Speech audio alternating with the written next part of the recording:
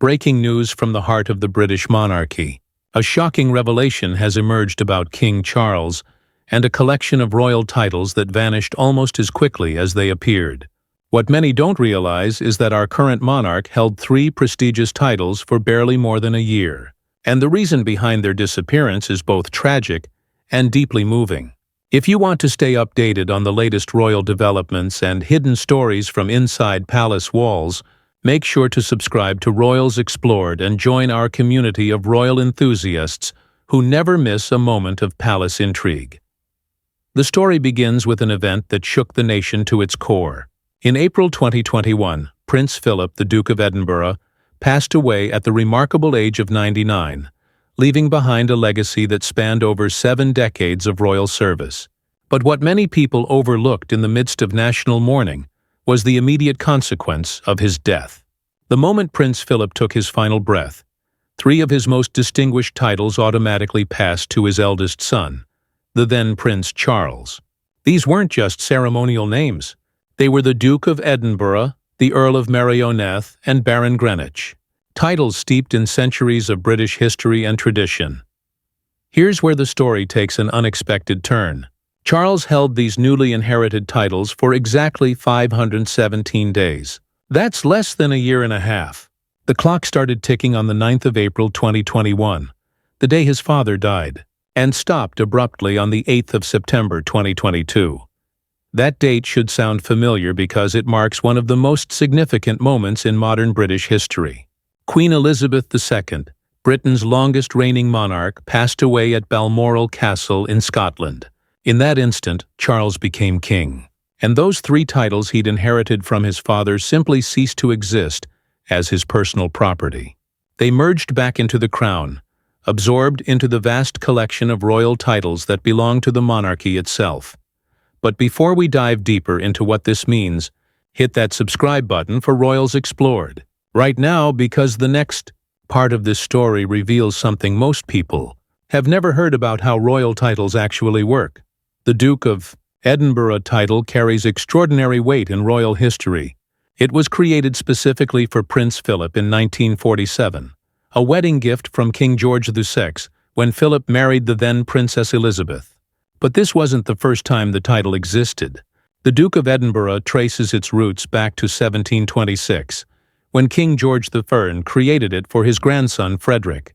It passed to Frederick's son, who would become King George III. The title was created again in 1866 for Queen Victoria's second son, Prince Alfred. Each time the title represented something more than just a name. It symbolized trust, responsibility, and a special connection to Scotland's capital city. The temporary nature of Charles's ownership of these titles reveals something profound about how the monarchy actually functions. Before his mother's death, Charles juggled an astounding 8 different titles simultaneously.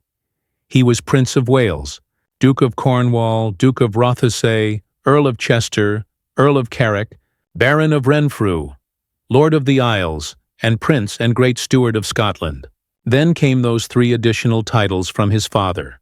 But the moment he became king, almost all of those titles evaporated. They returned to the crown, waiting to be redistributed to the next generation.